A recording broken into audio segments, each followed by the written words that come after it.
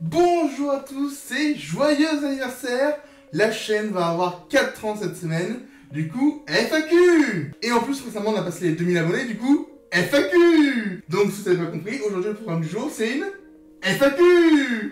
J'adore dire FAQ. Bref, je vous avais demandé de me poser des questions sous une vidéo, et ben je vais y répondre. Pour un peu plus de clarté, je vais décomposer la FAQ en 3 thèmes. Le premier thème, ce sera des questions un peu personnelles. Le deuxième thème, ce sera des questions plus sur Miraculous et un peu Code Lyoko. Et pour le troisième thème, c'est tout ce qui englobe la chaîne, mais sans être sur la chaîne. Vous comprendrez. Bref, c'est parti pour le premier thème, les questions perso. Alors par contre, vous m'excuserez, mais il y a certains pseudos que j'arrive pas du tout à dire. Donc je vais juste dire la question. Alors quel est mon film préféré? Tout court, Disney, japonais et Marvel. Alors, mon film préféré tout court, c'est Le Secret de Terabithia. Et d'ailleurs, pour les 4 ans de la chaîne, il y aura une vidéo sur Le Secret de Terabithia. Vous le savez, c'est vendredi. Mon film Disney préféré, c'est Aladdin. Franchement, j'adore ce film. Tout ce qui s'en dégage, c'est juste exceptionnel.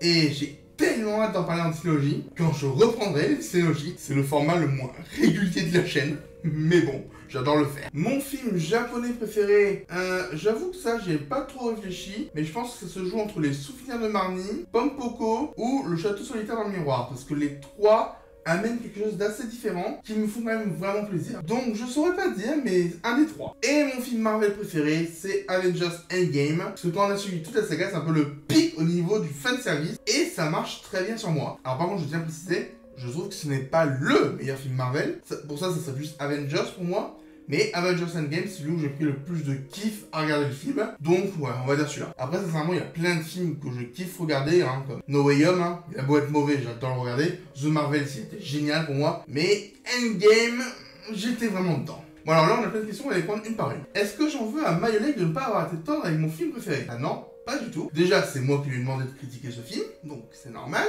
Et je savais très bien qu'elle n'allait pas être tendre. Déjà, il a eu la très grande gentillesse de me prévenir, donc mine de rien, je pouvais m'y attendre. Et puis, chacun a le droit d'avoir un avis sur un film. Moi, c'est mon préféré, et je sais pourquoi. Mais il a des défauts, et ces défauts sont plus puissants pour Mayolek. Moi, personnellement, ça ne me dérange pas. Il me l'a dit, et je trouverais ça complètement débile d'en vouloir à quelqu'un, parce qu'il ne partage pas les mêmes opinions que vous. Du moment que cette personne est respectueuse, je considère qu'on peut entendre toutes les opinions. Penses-tu que À la poursuite de demain peut engendrer un grand univers étendu? Non. Sincèrement, il peut y avoir peut-être une petite série pour découvrir un peu plus, mais sincèrement, je pense que le film a voulu offrir quelque chose. C'est un peu raté par moment, c'est pas grave. Je sais que c'est le film préféré de la personne qui a posé la question, mais moi je considère qu'un film préféré peut très bien marcher en one shot. Hein. Par exemple, encore une fois, Le Secret de Terabithia, j'ai pas du tout envie d'avoir une suite. C'est sûr que s'il y en a une, bah, j'irai la voir. Mais en soi, le film marche très bien comme il est. Donc, sincèrement, le film il marche comme ça, et c'est tout. Pas besoin d'en avoir plus. Alors, est-ce que Anna des Souvenirs de Marnie et Jia de Euphoria pourraient être bonnes copines? Eh ben, j'en sais rien. Sincèrement, Euphoria, j'ai vu que la première saison. Ça m'a pas trop plu. C'est pas le genre de question que je me pose. Honnêtement, des fois, le cross-univers, ça peut être drôle pour déconner un peu. Et quand on doit vraiment réfléchir sur quelque chose qui n'arrivera jamais, moi, je suis pas dedans. Parce que pour le coup, il n'y a aucune chance qu'il y ait un crossover. Si jamais un jour il y a un crossover, revenez m'insulter sous cette vidéo si vous voulez, mais il n'y a aucune chance, donc... j'ai pas envie d'y réfléchir, je vous avoue. Qui est-ce que je préfère entre Cassie Newton ou Meg Murray? Alors, Cassie Newton, c'est l'héroïne de À la poursuite de demain, et Meg Murray, c'est l'héroïne de Un raccourci dans le temps. Et honnêtement, je peux comprendre un peu pourquoi vous allez comparer les deux, mais j'ai pas envie, les deux sont sympas. Alors certes, je préfère légèrement Cassie, parce que si je devais avoir une amie, bah Cassie, parce qu'elle est plus dans mes délires. Mais si je devais être ami avec Meg, bah ça serait super cool aussi. Même si pour Un raccourci dans le temps, je préfère être ami avec Charles Wallace. Donc voilà, on va dire Cassie, mais je sais pas si c'est vraiment important de poser cette question. Est-ce que je trouve les personnages plus horribles dans Amphibia ou dans Autant n'emporte le vent? Dans Autant n'emporte le vent. Amphibia, je n'aime pas cette série, honnêtement, il y a plein de défauts, mais il y a des personnages qui vont bien. Genre Marcy, ça passe. Honnêtement, il y a peut-être 2 moments où elle m'a un peu énervé, mais sinon, c'est un bon personnage, donc clairement, rien à dire. Tandis qu'Autant n'emporte le vent, la seule personne qui est un peu sympa, si on en a une en vrai, elle est un peu trop mangée par le film, donc tous les autres sont détestables. Donc ouais, j'aime pas Amphibia, mais niveau perso, il gagne. Quelles sont mes plus grosses attentes pour les futures saisons de Percy Jackson? Eh ben j'en ai aucune. Sincèrement, je n'ai aucune attente. Si ce n'est de voir ce qu'ils vont faire. Je trouve que certaines adaptations de la série étaient très bonnes, et en ce moment je suis en train de me relire les livres, mais j'ai juste envie de voir. Ils vont peut-être changer des choses, peut-être pas, mais pour l'instant on n'a qu'une saison, et ça peut être très intéressant de voir comment ils vont le développer. C'est vrai que personnellement j'aimerais que ce soit un poil moins enfantin, mais ça c'est le premier tome qui est un peu enfantin, et surtout que les héros n'aient pas lu le scénario avant, qui puisse vraiment combattre quelqu'un. Parce que dans le tome 2, combattre Polyphème, ça doit être impressionnant. Donc sincèrement, j'ai pas de vraies attentes, j'ai juste envie de voir ce que ça va donner. Et donc dernière question de ce long commentaire. À part le secrétaire Alicia, quel est mon live action préféré? Je saurais pas dire. Déjà en vrai, je considère même pas que le secrétaire Alicia est un live action Disney. Oui, il a été produit par Disney, mais il y a eu d'autres choses dedans. Mais des live action vraiment Disney, il y en a des sympas, hein. Mais comme ça, je saurais pas répondre. Parce que ça peut dépendre aussi de mon humeur. Autant le secrétaire Alicia, c'est dur de le détrôner de mon classement. Mais tous les autres films, généralement, ça tourne assez vite. Donc pour le coup, je ne peux pas répondre parce que ça peut vite changer. Alors, nouveau commentaire, et qu'est-ce que je pense du cinéma de Denis Villeneuve?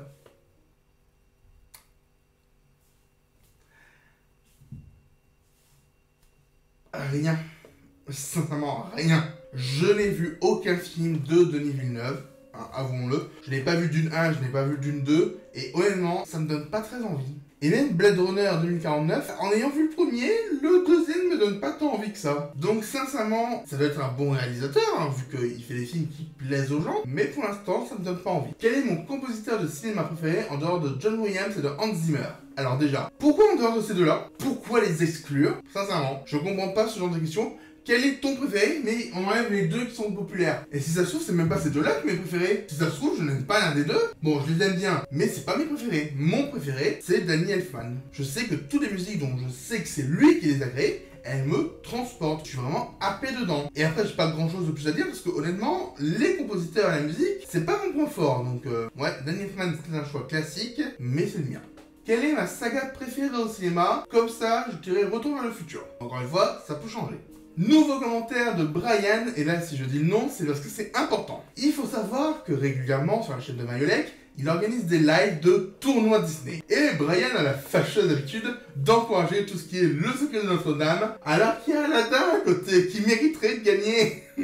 Mon Disney préféré, le bossu de Notre-Dame a vaincu Aladdin. Et ça m'énerve, parce que oui, c'est Aladdin mon préféré. Mais bon, j'aime ce genre de petites compétitions saines, parce qu'avec Brian, je vous le dis tout de suite, on s'adore, on se parle régulièrement, enfin, je lui en veux vraiment pas, hein, il le sait, mais moi je trouve ça drôle. Et pareil, lorsque j'ai vu que Esmeralda était élue femme plus sexy que Jasmine, c'est comme ça, c'est la vie générale. Pour une fois, je me démarque un peu, je vais clairement rien dire. Et après, c'est vrai que ça me saoule parce que Esmeralda, pour le coup, oui, elle est dessinée comme quelqu'un de très sexy, hein, notamment dans Infernal, les flammes de l'enfer la représentent très bien, mais personnellement, je la trouve moins sexy que d'autres. Elle a gagné, c'est pas grave, c'est drôle. Et c'est avec cette réponse qu'on passe au deuxième thème, les questions sur Miraculous et Code Lyoko. Est-ce que Miraculous, ma série préférée animée? Non, c'est Code Lyoko. Code Lyoko joue beaucoup avec la nostalgie, hein, et Miraculous fait beaucoup de choses mieux que Code Lyoko, mais j'aurais toujours plus de plaisir à regarder un épisode de Code Lyoko qu'un épisode de Miraculous. J'aime les deux, mais c'est pas ma série préférée. C'est quoi mon top 10 des personnages Miraculous? Eh ben, j'en sais rien. J'avoue que quand je dois noter des films ou faire des top 10, je suis jamais forcément dedans. C'est à chaque fois, je vais me dire, ok, ça je le mets un peu plus haut, mais en même temps, il y a ça qui mérite plus, donc je sais jamais comment faire. Et je trouve qu'à partir d'un certain nombre d'objets, faut arrêter les tops. Personnellement, j'aime bien faire des top 1, top 3, top 5, mais après, je me dis, est-ce que ça vaut vraiment la peine? Et pour les personnages de Miraculous, bah sincèrement, je trouve pas. Parce qu'on a plein de personnages qui sont très intéressants, et ça dépend vraiment de quel aspect j'aime de ce personnage. J'adore l'intelligence de Félix, j'adore la méchanceté de Gabriel, j'adore la ruse de Lila, j'adore la gentillesse d'Adrien, j'adore l'optimisme de Ladybug, j'adore Juleka. Mais je saurais pas faire un top 10. On a plein de très bons persos, et ben je les apprécie comme ça. Après, rien n'exclut qu'un jour je fasse une tier list des personnages de Miraculous en live. C'est pas exclu, peut-être pas tout de suite, mais c'est pas exclu. Quelles sont mes attentes pour le téléfilm The End of Ladybug qui doivent sortir cet été? Alors, aucune attente. Sincèrement, on a juste un nom, la fin de Ladybug. Pour moi, ça veut tout et rien dire, tout et n'importe quoi, et on n'a aucune nouvelle. Donc personnellement, j'attends d'avoir un trailer pour en parler un peu plus, mais pour l'instant, j'ai rien. Par contre, j'ai une recommandation. Je sais que le camarade Afran va pas tarder à sortir une petite théorie dessus. Allez vous abonner à sa chaîne si c'est pas encore fait. Donc maintenant, les commentaires vont parler beaucoup de la saison 6 de Ladybug, donc on va essayer de faire un petit melting pot. S'il y a un souhait que je veux absolument dans la saison 6, ça serait quoi? Alors clairement, j'aimerais que la qualité d'écriture reste la même, ou qu'elle soit même un petit peu meilleure si possible, parce que clairement, Miraculous, c'est une série qui brille par son écriture. Contrairement au film, mais bon, pour ça, regardez mes vidéos, ça sort assez régulièrement. Mais bon, en vrai, mon petit cœur de fan, il y a un truc qu'il aimerait vraiment revoir, c'est les Magicarons. Sincèrement, on les a introduits en saison 2, on en a vu un nouveau en saison 4, mais qu'on connaissait déjà avec les téléfilms. Donc clairement, j'en veux d'autres. Parce que bon, l'eau, la glace et l'espace, il y en a d'autres. Mettez-les en avant. Alors ensuite, on me demande comment j'imagine la saison 6 de Miraculous. Et je pense qu'on aura un fil rouge un peu moins suivi que la saison 5, avec pas mal d'épisodes qui pourraient refaire un peu filler, mais où on aurait quand même une histoire derrière. Donc sincèrement, je pense qu'on aurait une saison un peu comme la saison 3, qui est une très bonne saison, où il y a des épisodes qui clairement ne font rien avancer du tout, mais qui sont sympathiques à regarder. Donc voilà, j'imagine vraiment la saison 6 comme un mix entre la saison 3 et 4 en fait, où on va avancer petit à petit, avec de grosses avancées des fois, mais où des fois on va se dire, allez, on peut se poser un peu. Parce qu'il faut pas non plus oublier que Miraculous c'est une série à destination de la jeunesse, et il faut aussi qu'ils puissent voir un peu les épisodes dans n'importe quel ordre. Qu'est-ce que je pense du personnage de Lila ou Cerise, et est-ce que je pense qu'elle fait une bonne méchante? Alors, une bonne méchante, oui, elle l'a déjà prouvé, surtout qu'elle sait manipuler, elle aura une nouvelle identité apparemment, elle aura donc le pouvoir du papillon, j'espère que ce sera elle en tout cas. Donc ouais, j'ai envie de voir ce que ça donne, je pense qu'elle peut faire une bonne méchante. Après, qu'est-ce que j'en pense? Je pense que malheureusement elle est très mal utilisé. On l'a eu une fois en saison 1, une fois en saison 2, 2-3 fois en saison 3, mais après on l'oublie. On l'oublie à chaque fois. Et on aurait dû la mettre plus en avant, plus souvent, parce que clairement, elle a été mal utilisée. Mais bon, ça évidemment on en parlera dans les dialogues dédiés, parce que il y en a beaucoup à dire celui-là. Et j'ai hâte de parler de Caméléon. Caméléon qui évidemment sortira après que j'ai terminé de traiter le film. On est tous d'accord dessus, hein? Très bien. Est-ce que je ferai une vidéo sur ce que j'ai pensé de la saison 6? Bah oui. Honnêtement, je pense qu'il n'y avait même pas besoin de poser la question. C'était sûr et certain. Je vais faire des petites reviews short pour chaque épisode, comme j'ai fait pour la saison 5. Je sais pas encore si je ferai des vlogs, parce que ça dépendra de la qualité de la saison. Clairement, je parlerai de la saison 6, sûr. Si ça se trouve, je vais même faire des lives réguliers. Alors pour l'instant, j'en sais rien si je fais les lives. Parce que pour l'instant, je ne sais pas encore quand elle va sortir, comment elle va sortir, surtout ce que moi je vais faire. Mais évidemment, je vous donnerai mon avis sur tous les épisodes de la saison 6. C'est un indispensable pour la chaîne.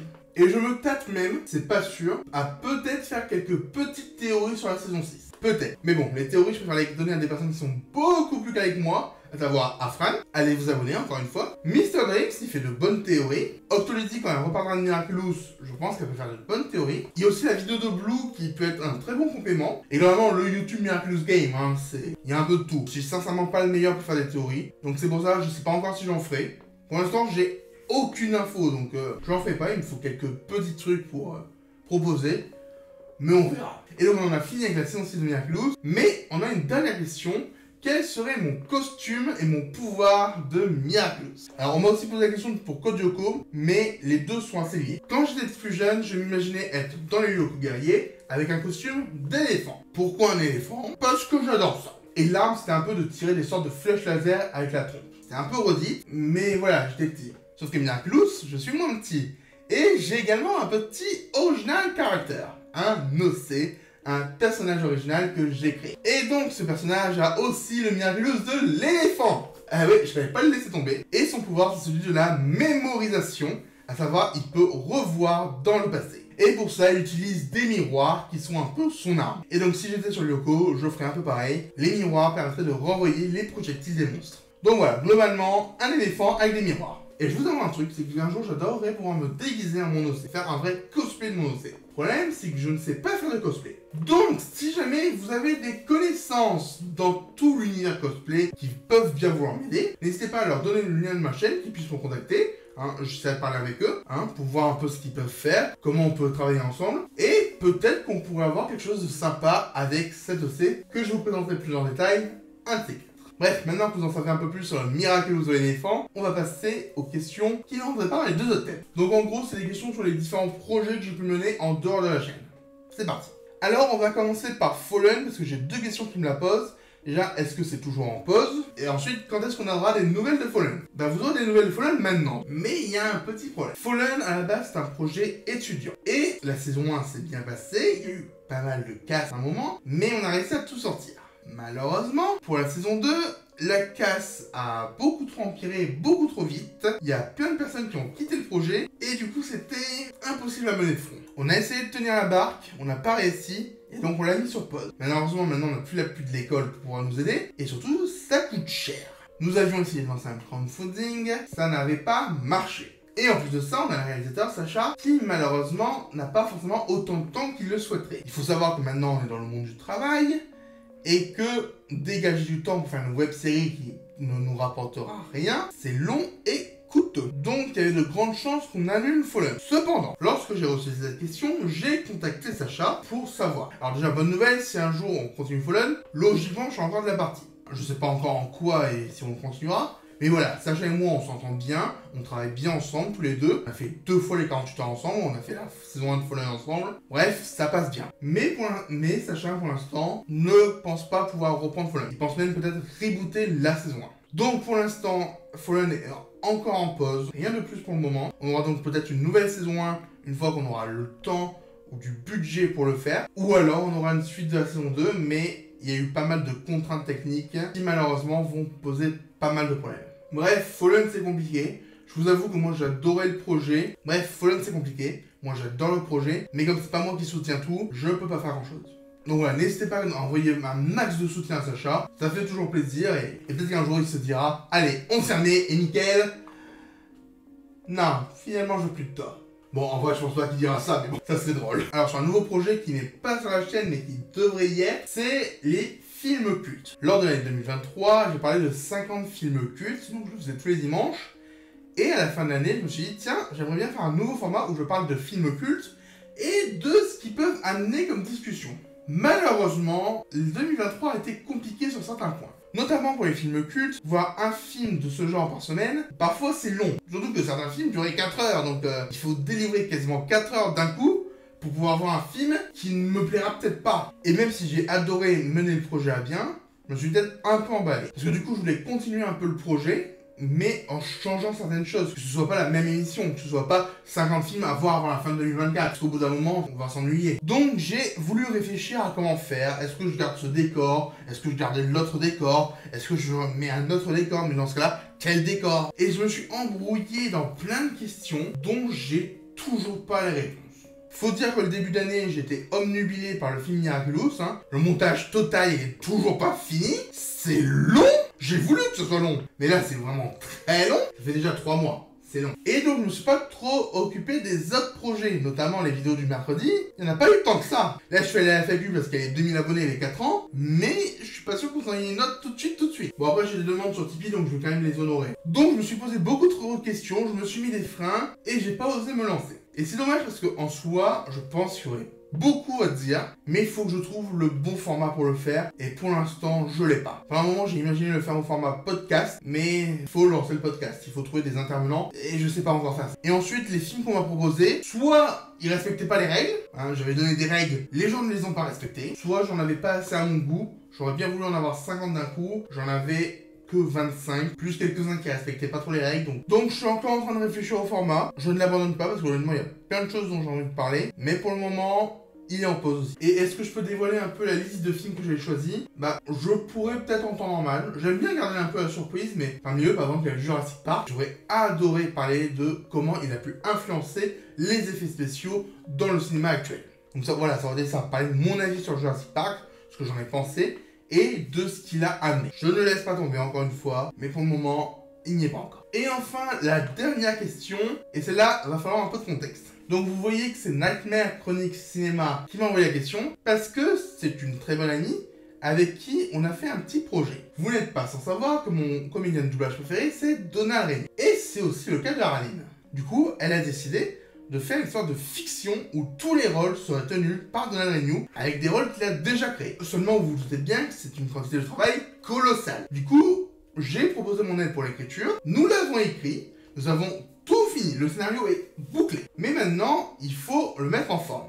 Et encore une fois, c'est long à faire. Du coup, Arline s'y met petit à petit, c'est cool. Honnêtement, vu la masse de travail qu'elle a à faire, je trouve qu'elle a beaucoup de courage. Et j'ai hâte qu'un jour on puisse enfin vous le proposer. Ça sera sur sa chaîne évidemment, parce qu'elle a fait énormément. Et j'ai pas envie de m'attribuer le mérite, parce que clairement, je considère qu'elle en a fait beaucoup plus que moi. Mais bon voilà, on a travaillé quand même à deux. Et il y a beaucoup de choses que j'ai beaucoup aimé dans l'écriture. Et du coup, sa question c'est: quel sujet pour Fictiona 2? Parce que le projet s'appelle donc Fictiona. Et personnellement, il y a un comédien de doublage avec qui j'aimerais réitérer ça, c'est Emmanuel Curtil. Alors déjà parce qu'en ce moment, avec la voix d'Adam dans un Hotel, il est génial. Mais en plus parce que c'est l'un des comédiens de doublage les plus prolifiques. Donc franchement, j'adorerais faire ça avec lui. Après, encore une fois, ça demande beaucoup de travail. notamment pour retrouver toutes ces voix. Et notamment, c'est pour ça qu'il y a 2 autres comédiens que j'adorerais faire, et là par contre ça va être vraiment énorme sur les faits, c'est Roger Carrel, la voix de notre enfance à tous, et Brigitte Lecordier. Parce que sincèrement, ces deux-là, ça pourrait être génial. Mais le truc, c'est que Brigitte Lecordier qui a doublé Sangoku, il y a tout Sangoku à dérocher. Et j'ai pas vu Dragon Ball, moi, mais je pense quand même que c'est très long. Donc voilà, ça c'est un peu les sujets que j'aimerais traiter donc, avec toi, Arline. Mais bon, faisons d'abord les choses une par une. On va faire un truc génial avec Donnarumma. Enfin, tu vas faire un truc génial avec Donnarumma. Honnêtement, si vous n'êtes pas abonné à Cinéma Nightmare, allez-y. C'est vraiment super cool comme chaîne. Que donner des recommandations, mais c'est pas grave, c'est ma FAQ, je fais ce que je veux. Mais voilà, allez-y parce que c'est vraiment génial. Et ce projet peut être excellent. Et si un jour, Donald Renew vient me voir pour me parler de ça, c'est trop bien. Bref, c'était la dernière question de cette FAQ. Encore une fois, je vous remercie. Je vous remercie pour les 2000 abonnés. Je vous remercie pour ceux qui me suivent depuis 4 ans. Ou moins. Mais voilà, la chaîne à 4 ans, c'est cool. Je remercie tous ceux avec qui je collabore régulièrement, que ce soit pour les trucs YouTube ou en dehors. Je remercie tous ceux qui vont voir la vidéo des 4 ans sur le secrétaire Abitia. Et aussi, je remercie tous ceux qui regardent toutes les vidéos, notamment l'Ignag, le Steady Vlog sur le film. Ça fait vraiment du bien. Parce que pour le coup, c'était long. Très long, encore une fois. Alors, encore une fois, n'hésitez pas à partager, à vous abonner un max, parce que clairement, c'est la meilleure des récompenses. Voir qu'on fait un travail qui plaît aux gens sur du temps libre, moi je trouve ça génial. Mais pour ça, faut que les gens voient ce travail. Donc encore une fois, je vous remercie ceux qui aident sincèrement la chaîne. Donc rendez-vous si vous voulez sur Twitter où je suis très actif, sur Tipeee si vous avez des demandes. Sur Instagram, je suis pas très actif, mais un peu plus sur TikTok, ça dépend. Je pense que je vais reposter des bouts des codes Joko. Mais bref, voilà, je suis sur plein de plateformes, notamment avec la communauté, on a un serveur Discord, donc n'hésitez pas à le rejoindre. À chaque fois, tous les liens sont dans la description. Donc n'hésitez pas, ça nous fait un immense plaisir d'accueillir de nouvelles personnes. Encore une fois, merci à tous d'avoir regardé et je vous dis à vendredi pour la vidéo sur le secret de Terabithia. Un immense merci à tous les tipeurs et membres de la chaîne, votre solidarité fait vraiment plaisir, merci.